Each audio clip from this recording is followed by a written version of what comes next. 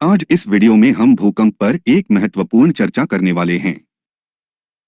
यदि आपने हमारे वीडियो को अभी तक सब्सक्राइब नहीं किया है तो अभी कर लें।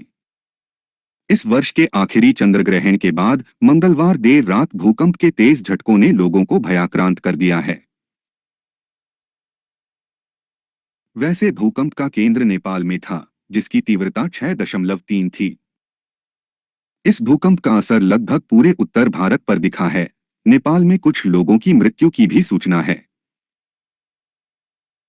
दिल्ली एनसीआर और लखनऊ में भी धरती कांप उठी। घरों में आराम से सो रहे लोगों के बिस्तर और पंखे हिलने लगे और वह उठकर घरों से बाहर निकल आए। यह एक ऐसी प्राकृतिक आपदा है जिसकी सटीक भविष्यवाणी असंभव है, क्योंकि प्रकृति बहुत ही गूढ़ और रहस्यों से भरी हुई है। कल के चंद्रग्रहण के कारण क्या भूकंप आया है, इस विषय पर जानने के लिए यह वीडियो अंत तक देखें।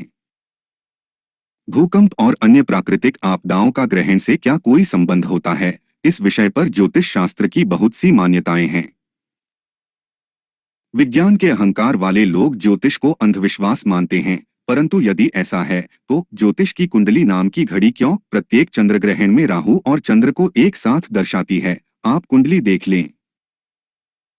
कहने का तात्पर्य यह है कि ज्योतिष को नकार देने का मतलब यह नहीं है कि आप विद्वान हैं। ज्योतिष एक पूर्ण विकसित शास्त्र है। विषय के संपादन हेतु ज्योतिष का एक अलग ही मार्ग है। वह मार्ग आज के विज्ञान से यदि मेल नहीं खाता है तो इसका मतलब यह नहीं कि वह मार्ग ही गलत है। विज्ञान और ज्योतिष दोनों ही अज्ञात को ज्ञात करने का प्रयास करते हैं, इसलिए दोनों में समन्वय होना चाहिए। हाँ, यह बात और है कि 1000 वर्षों की गुलामी का दंश झेलने वाले हिंदुओं के ज्ञान को कोई क्यों स्वीकार करेगा। परंतु हिंदू गुलाम हुए थे, उनका ज्ञान नहीं। वह आज भी उतना ही उन्नत है और उत्तरोत्तर बढ़ रहा है। रही बात भूकंप इत्यादि जैसे प्राकृतिक आपदा की, तो ज्योतिष का मत है कि चंद्रग्रहण का सीधा संबंध भूकंप जैसी प्राकृतिक आपदा से होता है। वह भी तब जब चंद्रग्रहण पूर्ण हो, अधिक समय तक हो या उसका कालखंड अधिक प्रभावी हो, तो ग्रहण कुछ कुछ प्रमाण में अवश्य ही नुकसान पहुंचाता है।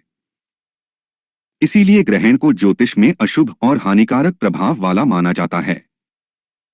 वर्ष 2018 में 31 जनवरी को चंद्रग्रहण लगने से पहले दिल्ली एनसीआर, पाकिस्तान और कजाकिस्तान में भूकंप के झटके आए थे। इस भूकंप की तीव्रता 6.1 थी। आज भी कुछ ऐसा ही हुआ।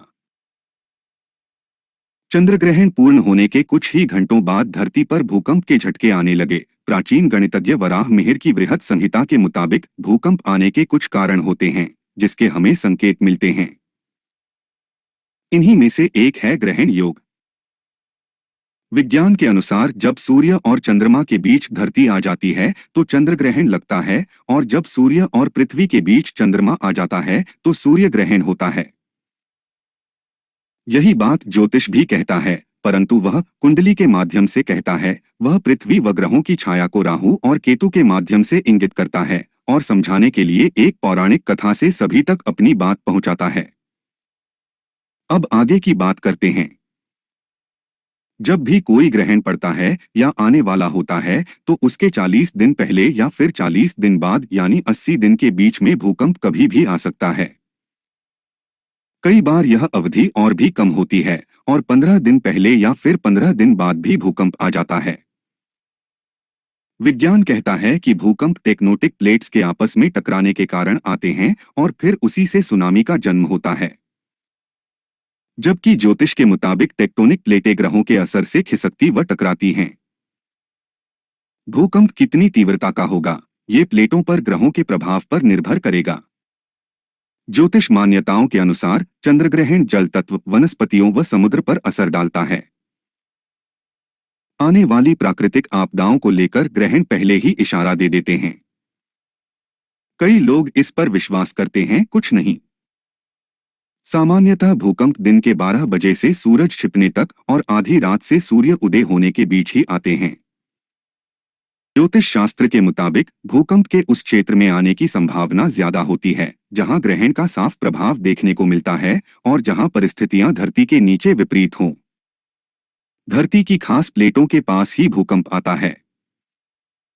ग्रहण में ग्रह एक दूसरे पर अपनी छाया डालते हैं। यह छाया चाहे चंद्रमा पर पड़े या फिर पृथ्वी पर, दोनों पर इसका असर होता है। इसके अलावा जब किसी खास वजह से सूर्य की किरणें धरती पर नहीं पड़ती तब चंद्रमा और पृथ्वी दोनों पर असर पड़ता है। कुछ प्रभाव जो सामान्य रूप से दिखते हैं। ग्रहण के बाद वायु का वेग बदल जाता है और पृथ्वी पर आंधी और तूफान का प्रभाव बढ़ जाता है। ज्योतिष के अनुसार ग्रहण के दौरान सूर्य के आगे बढ़ने की दिशा की सीधी रेखा में पृथ्वी और चंद्रमा के आने पर भूगर्भीय हलचलों की आशंका बढ़ जाती है। ज्योतिष में ग्रहण की बहुत अहमियत है। वो इसलिए क्योंकि इसका असर लोगों की जिंदगी पर देखा जाता है। जब चंद्रमा धरती के सबसे नजदीक आता है तो ग्रेविटी का सबसे ज्यादा असर पड़ता है। इसी वजह से पूर्णिमा के दिन समंदर में सबसे ज्यादा ज्वार आते हैं और ग्रहण का प्रभाव और बढ़ जाता है। ग्रेविटी के घटने और बढ़ने की वजह से ही भूकंप आते हैं।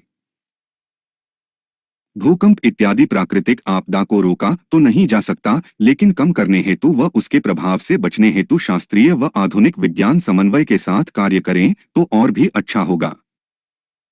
अपनी टिप्पणी करके बताएं कि यह वीडियो आपको कैसा लगा। वंदे मातरम। जय श्री राम।